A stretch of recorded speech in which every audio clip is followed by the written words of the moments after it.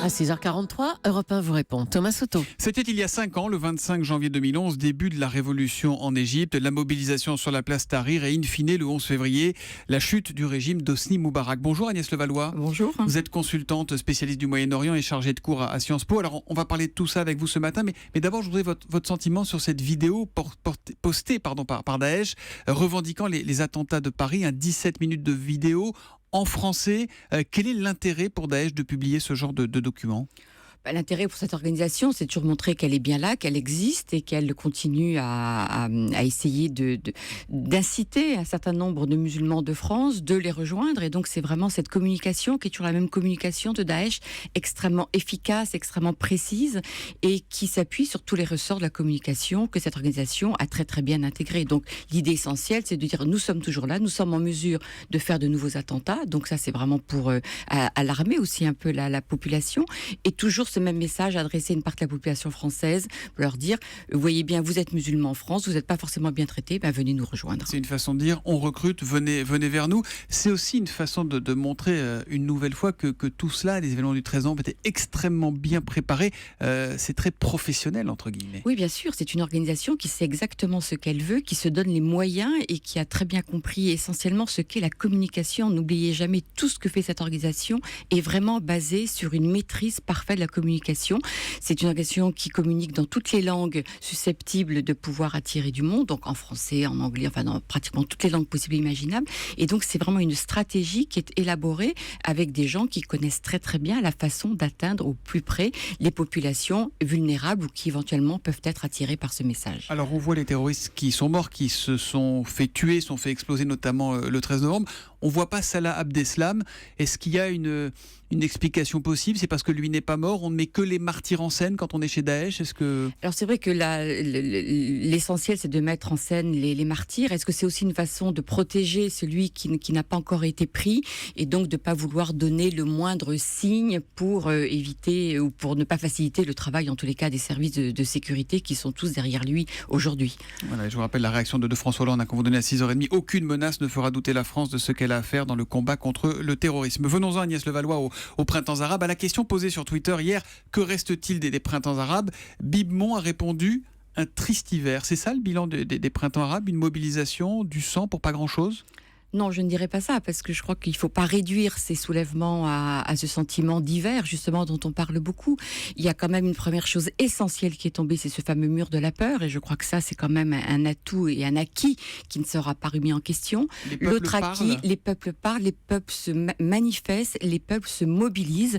On l'a vu à de nombreuses reprises, que ce soit en Égypte ou en Tunisie, où lorsque les comportements des nouveaux dirigeants n'étaient pas à la hauteur des attentes des populations, on a vu les populations se mobiliser, descendre dans la rue et exiger que leurs revendications soient satisfaites. Donc ça, c'est un élément absolument essentiel. Le fait que ces dictatures qui étaient en place ne sont plus aujourd'hui en place dans des pays qui ont connu une transition, parce que là encore, faut faire attention, nous sommes dans des situations extrêmement contrastées.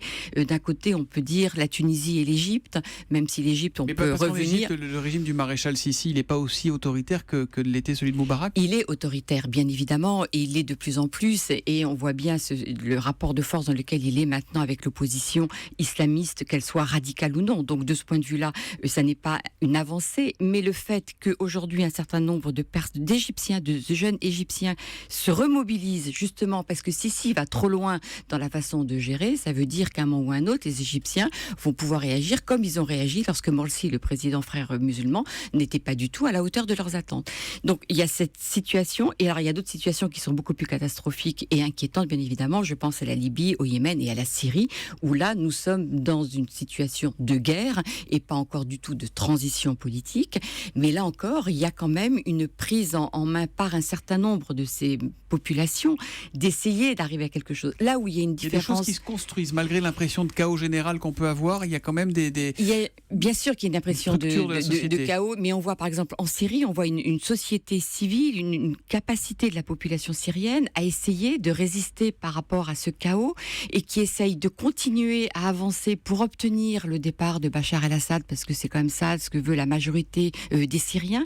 Alors avec une difficulté énorme, c'est que sur des dossiers comme la Syrie, comme le Yémen essentiellement ces deux pays, il y a beaucoup d'interventions extérieures. Et c'est ça qui complique radicalement la situation par rapport à la Tunisie ou à l'Égypte, où là, ce sont vraiment les populations locales vraiment qui prennent leur destin en main et qui essayent vraiment de faire avancer les choses. Quelques mots sur la Tunisie, parce qu'on a souvent dit que c'était le pays qui avait le mieux réussi sa transition démocratique. En même temps, on est dans une période de trouble à Kasserine qui menace de s'étendre. Il y a la mort d'un jeune chômeur qui rappelle celle de Mohamed Bouazizi à Sidi Bouzid, qui avait été le déclencheur de ces printemps arabes il y a 5 ans.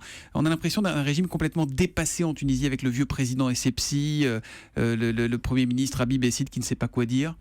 Oui, c'est vrai qu'on voit que les défis qui se posent à la Tunisie sont les mêmes défis qu'il y a 5 ans, avec bien sûr une différence, c'est qu'il y a quand même eu cette transition politique, il y a eu un compromis politique, n'oublions pas, en Tunisie, qui est quand même essentiel entre les différentes forces politiques, c'est-à-dire entre le parti au pouvoir Nida Tounis, mais également les islamistes d'Al-Nahda. Donc ce compromis quand même permet que la situation tienne. Maintenant, la grande difficulté de la Tunisie, évidemment, c'est l'aide extérieure qui n'est pas venue, en dépit de toutes les promesses qui ont été faites, en particulier par les Occidentaux. Souvenez-vous de ce fameux, la réunion de Deauville qui devait permettre de déverser des milliards de dollars pour permettre... Ça a été des mots, simplement. Ça a été simplement des mots, pratiquement rien. Alors c'est vrai qu'aujourd'hui, François Hollande promet 1 milliard d'euros sur 5 ans. On voit bien que c'est absolument dérisoire par rapport aux besoins de cette population, avec une population jeune à 30% au chômage, et avec le terrorisme qui évidemment fait fuir les investisseurs et les touristes, alors que ce sont les deux piliers de l'économie tunisienne. On a un tweet de Fran. L'échec des printemps arabes est-il un accélérateur du djihadisme ? Alors moi, je ne parle pas d'échec des révolutions arabes. Voilà. Je pense qu'il faut être très, très, très prudent dans les termes qu'on utilise. C'est vrai qu'une révolution, ça prend du temps et on ne peut pas, en quelques années ou en quelques mois, obtenir des situations merveilleuses.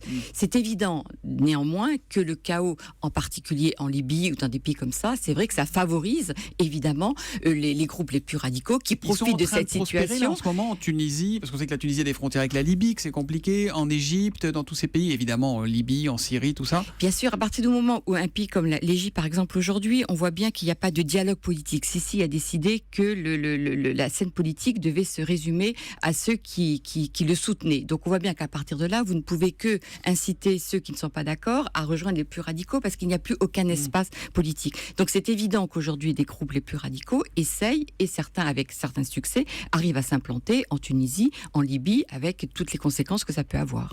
Mais l'État islamique, il a ses bases arrière dans ces pays ? Il a des groupes qui se revendiquent de cette organisation État islamique. Il faut bien comprendre qu'à l'origine, cette organisation, elle est simplement sur le territoire syro-irakien. C'est sa base. À partir de là, elle veut établir ce califat, donc c'est ce retour à un islam de l'origine. Mais à partir de l'importance qu'a pris cette organisation et l'impact que ça a pu avoir sur un certain nombre de pays, il y a des groupes qui s'inspirent et qui se revendiquent. Voilà, c'est pas l'État islamique qui dit il faut faire tel attentat, tel endroit.